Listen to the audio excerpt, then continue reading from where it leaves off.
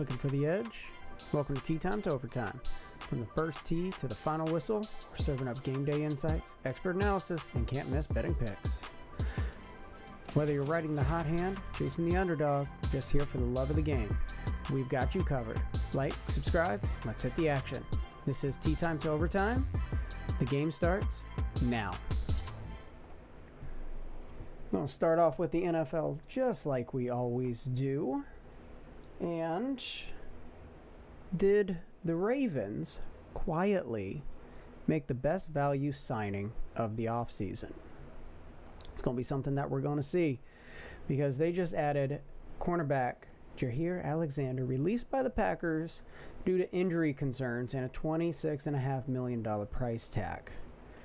But the Ravens got him for $4 million with $2 million in incentives. To me, that is a steal, considering that he is going to be paired with Humphrey, Owazi, and Wiggins. So we have our cornerback who's been great. I mean, Pro Bowl corner, who now is with a set of corners where that injury and those health concerns might no longer be in effect. You know, it is still a little bit of a gamble, but at $4 million, absolutely for the team to invest in this one. But the system he's going to be placed in with the Ravens, he's not going to be like the go-to guy anymore. Absolutely, he's still going to be paired up with the big time, the number one, the number two receiver. But he can thrive with this with fewer snaps and less pressures. Now, we say that, but he has those incentives are more or less the majority of the snaps that he plays. So he has incentives for like 45, 50, 60, 75% of the snaps played, total and whatnot, and $500,000 for each. So that being said, are we going to allow injury to be able to do this? Or did the Ravens give him kind of a quiet way out of saying, you know what, hey, your boy Lamar Jackson, he wanted you here. Told us to go out and get him. We got you. And absolutely, we want you to play because he is a great player. But I think within this system, especially if like Humphrey or Owazi or Wiggins or Alexander even get hurt, like it's not really going to matter all that much because, again, they have a great corner. I want to say staff, but I know that's the wrong kind of word for it, talking about, an NFL team and whatnot. But that group of guys that they have there is going to be stellar. And I will touch on that real quick because the odds did change for the Super Bowl futures. First time since we've started this episode, since six episodes deep, almost pushing 2 months now on this. So I know I've missed a few weeks and everything, but this has been a lot of fun. It's been a crazy ride here getting these things started, and I'm definitely more committed to get things a little more consistently. But, excited to see the Ravens here, bulking up, making sure, as I was saying last week, make those bold predictions, figure out the injuries, know what's going on. Can that next guy really come up? Can he step up? And here we have an absolute yes when it comes to that. Again, if Humphrey or Owazi or Wiggins or even Alexander, if any of those four guys go out, man, we know we have three stellars that can step up and make sure things happen. And the corners keep the wide receivers that the Ravens are playing on lockdown. So as we switch over from defense to offense, we have, the biggest question right now for the Cowboys. Not the biggest question, but it is a fascinating question, which could very easily dictate the odds. Is Cowboys tight end Jake Ferguson due for a breakout redemption year? Right now, the Cowboys are calling it a fluke 2024 season. He's looking to bounce back. Dallas finished 7-10 in the record, with their record. They finished well out of the division, winning that, and even, one of the last wild card spot. So Ferguson, and I don't know if this is just, salt on the wound for the Cowboy fans or not, but Ferguson ranked third in team receiving yards with only, a little over 400 yards receiving. We know CeeDee Lamb was the show. We know CeeDee Lamb was pretty much all Dak Prescott had. Now we have George Pickens to add to the mix, so Ferguson might be that last puzzle piece in the passing game. And I know there were some injuries with Dak during the season, but it always seems that when the backup quarterback comes in, it seems that tight end is that safety valve more times than not. Let me hear your comments down there. We'll love to hear them. But that tight end spot was sorely lacking. I mean, practically non-existent for the Dallas Cowboys. And CeeDee Lamb was really all they had in the receiving side of things. So, this could be that big unknown question mark, that risk that people might want to take to say the Cowboys are going to win the division or they're going to make the playoffs, whatever it might be. I still would not be betting on that. The way the Ravens and the Commanders are coming off of their seasons, but it's the NFC East. Anything can happen. Within there. So that'll be a fun story to kind of keep track of. I know a lot of fantasy owners, including myself, who drafted him, were not the happiest things in the world. So it'll be good to see if Jake Ferguson can have another Pro Bowl-esque season like he did 2 seasons ago. And speaking of the odds, as I said, there was some minor shifts in there, and I don't know if it was just because of Alexander getting picked up or not. I really honestly don't look day to day, kind of week to week as we're doing all of these, but we now have a 3-way favorite tie. Last time we talked, honestly, it was episode 1 when I was checking the odds for the Super Bowl. The Eagles were the outright favorites at plus 650. Now, the Ravens, the Eagles, and the Bills are all tied at plus 700 to win as the Super Bowl favorites. The Chiefs right behind them at plus 750 and the Lions at plus 900. Now, the top 5 didn't change. They did not change. Their odds changed a little bit. So, again, it's the off season. It's mini camps. I know Vegas doesn't let a lot of the stories and, this guy looks good, this guy doesn't type of thing, really affect the odds. But, again, we're going to talk money, which is what dictates the odds for Vegas. And, again, let me know your thoughts in that one, because the way I have seen and understood Vegas sportsbooks after all of these years is that you place enough money one way, it's going to change the odds and the line one way. So, better or worse, we've had people... fantastic gamblers in that time be able to manipulate the lines and get them to where they need to be by placing $1 million bet on the opposite and placing a $5 million bet where the line finally gets to where they want it to be. So let's keep an eye on this as it all goes along. And just as the reminders for my NFL picks, since we do have the shifting Super Bowl odds, I still got the Bills winning it all this year. That's my pick. That's my bold pick. We'll see how far that changes as the season goes on. My AFC in the Bills, again, currently plus 700. Again, decent, great bet, especially considering the the odds here of the 32 teams. But then they're still plus 375 as the AFC champion. So obviously I have them winning the AFC, and a little bit of a long shot, but I really like the Rams at plus 1,000 to take it. It's going to be sneaky. It's going to be a hard road for them. But I really think that at plus 1,000, they have a great shot at winning the NFC Championship and facing off against the Bills, and sadly losing in the Super Bowl. But, the Rams right now are my team to watch for, to be the NFC champions.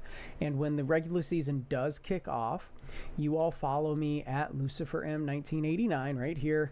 I guess I should probably change that logo to an X instead of a little tweet. And then over here, right there, Facebook at LuciferM1989 everywhere. But those 2 sites are where I put my picks out on Thursday.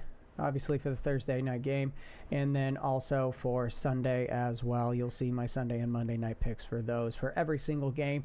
And the games that you hear me picking here on the podcast, those are really kind of where my money is going to be. Those are my bets. that I think have the best chance of clearing, whether it's going to be a close game or not. And honestly, I'll be upfront with you. I'll tell you if it's a sweater. I'll tell you, hey, this team versus this team, take this one at +3, but it's probably +3.5, and it's probably going to come down to that very final, the final second type of thing. So it'll be a sweater, but again, it's a game that I think is possibly going to do, to win.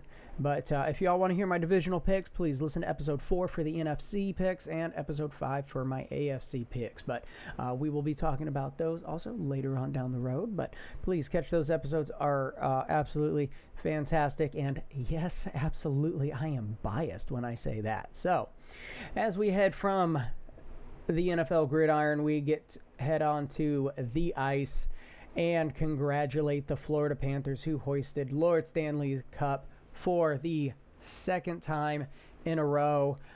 Fun fact, just because I'm a Florida guy, the Cup has been in Florida 4 out of the past 6 years. So bravo to the Lightning when they won their back-and-back. And again, congratulations to the Florida Panthers again for winning the Stanley Cup for the second year in a row. They took out the Oilers 4-2, and these teams knew how to score. They hit the over in 5 out of 6 games.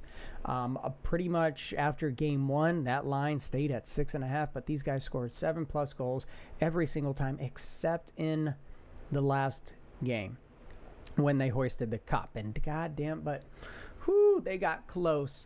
They got so close to scoring that 7th. So I hope all y'all were taking the over during the Panthers and Oilers Stanley Cup. But again, congratulations. Well-deserved, well-fought. And yes, I was right. I may have picked the Tampa Bay Lightning to win the series on there and to win the Cup. But I did say whoever won that series was going to win the Stanley Cup. And absolutely they did. Did you all know that Jonathan Toews is coming back to the NHL? It's going to be fun. It's going to be interesting. But yes, the 3-time Stanley Cup winner is eyeing a return in his hometown, joining the Winnipeg Jets.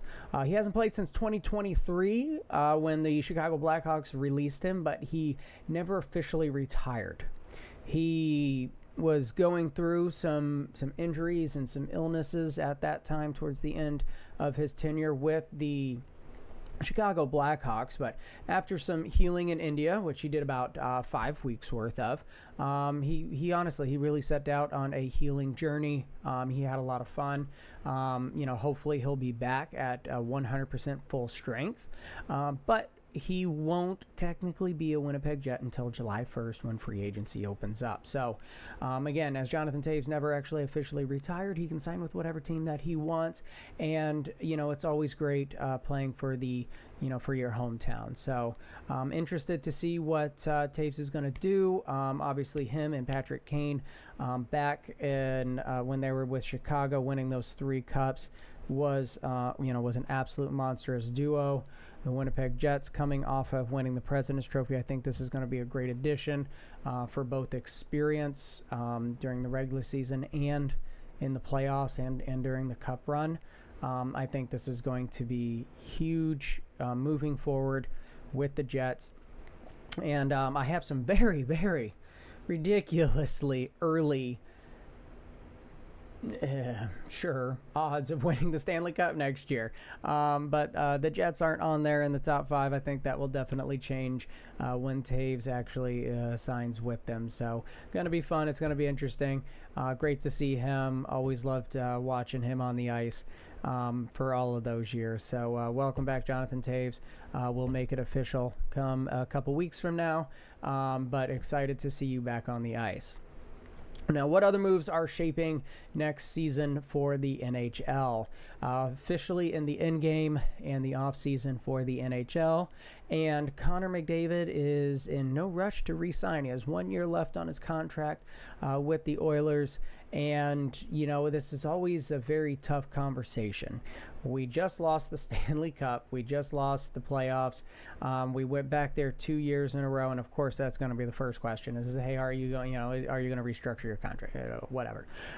So, McDavid, he's going to do his thing. He'll still be with the Oilers next year. But we'll see what happens with the Oilers. Are they going to, trade him? I highly doubt it. McDavid is a great player. And to my knowledge, I don't think he really has any locker room, as baggage that he's carrying on in there. Marchment gets traded to Seattle from the Dallas Stars. He is a solid player for the Seattle Kraken. He's going to bring a lot of experience there, especially in the playoffs. The Kraken are there as a forward. I think it was much needed that they do need that defensive forward type. And, Marchment can be that guy. And he's a very, very solid player. And he had 41 goals last season. 47 points, 22 goals and 25 assists. In the playoffs, he had 5 points, 1 goal, and 4 assists. So the Stars will receive a 4th-round pick in this year's draft and a 3rd-round pick in 2026. But again, I think it's going to be great for the Kraken, and we'll see what the Dallas Stars come up with the rest of their team. Duchesne re-ups with the Stars. 4 years, $18 million. He was the lead scorer for the Stars. 82 points, 30 goals, 52 assists in 82 regular season games, and he only had 6 points, 1 goal, 5 assists in the playoffs. Sutherland signs a 3-year deal with Ottawa after a strong deadline showing. For those of you that don't know or don't remember, Sutherland got signed at the very end, honestly, like the very last day of the NHL trade deadline. So again, he's going, they're excited to have him, so we'll see what he's able to do with them in these next 3 years.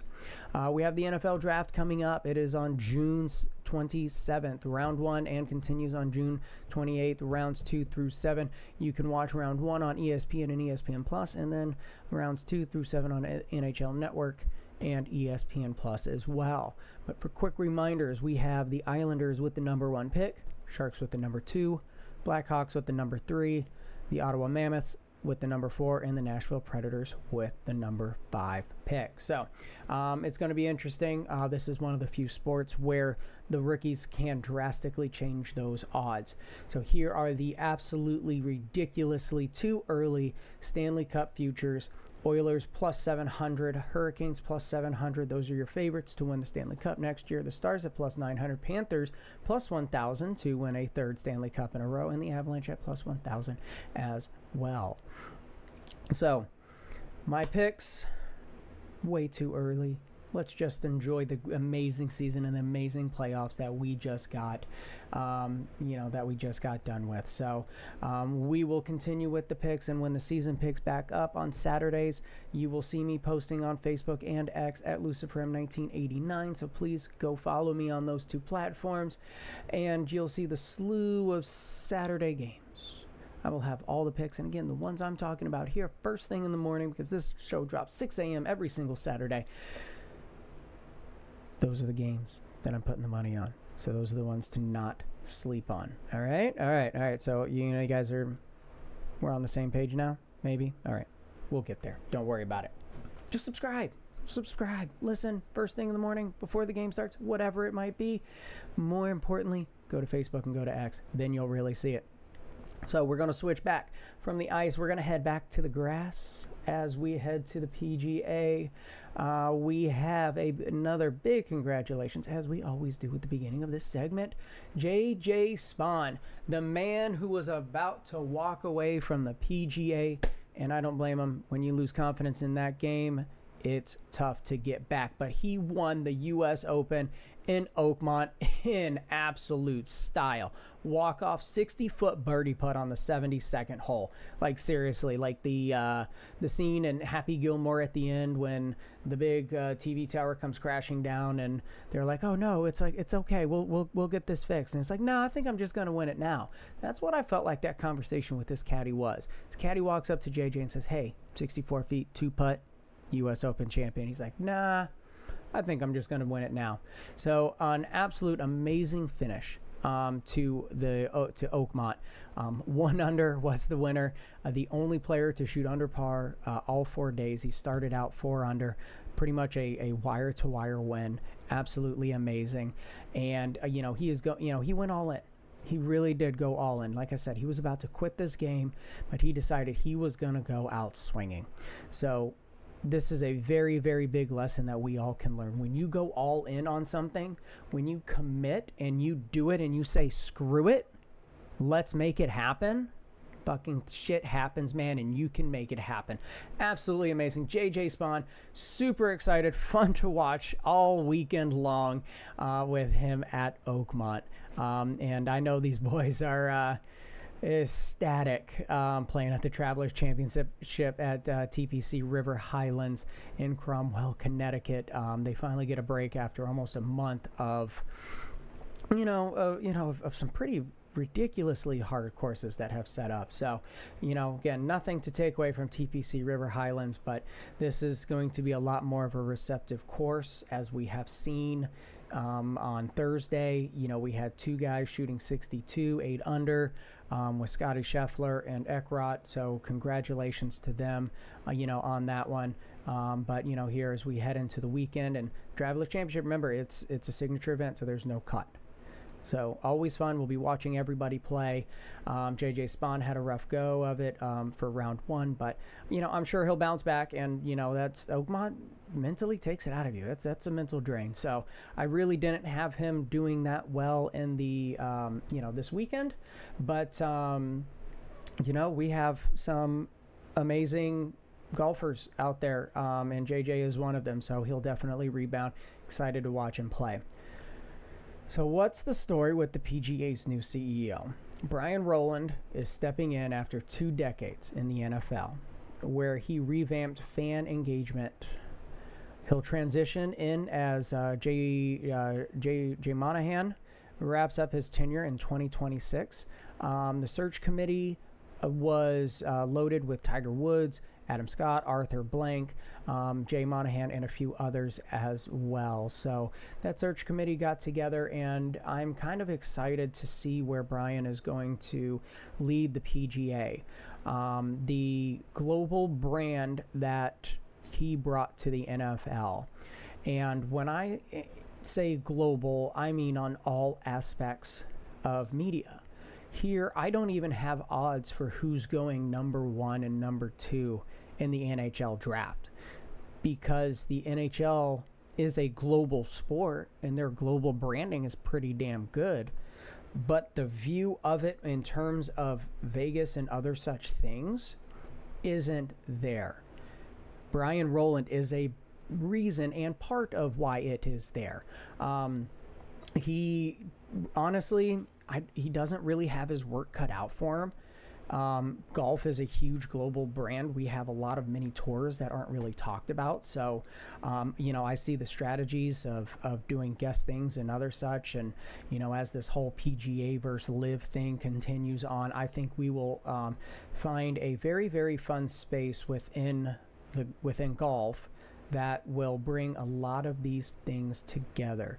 The PGA, obviously the Korn Ferry Tour, which you get your PGA card from, but also mixing in the DP World Tour, again, Live Golf, a couple of the smaller Asian tours and European tours and things. I think we're going to see a little bit of a shift in terms of what is actually going to happen. And Jay Mahoney, he's going to transition.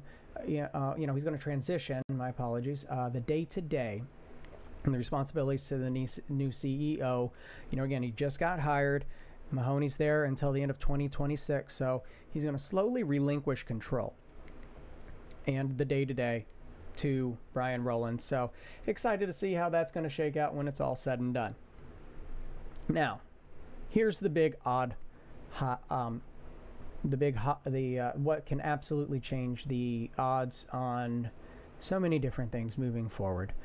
And that headline is Morikawa about to switch putters mid-season. And it's kind of looking like it. After losing 2.12 strokes on the greens at the U.S. Open, where he finished tied for 23rd, Morikawa tested Logan Olson's module putting setup. I'll get to that in a second for everybody who wants to nerd out like I do when it comes to golf equipment. Looks like he is going to switch to a Logan Olson 1.0 round with the milled face for better speed control.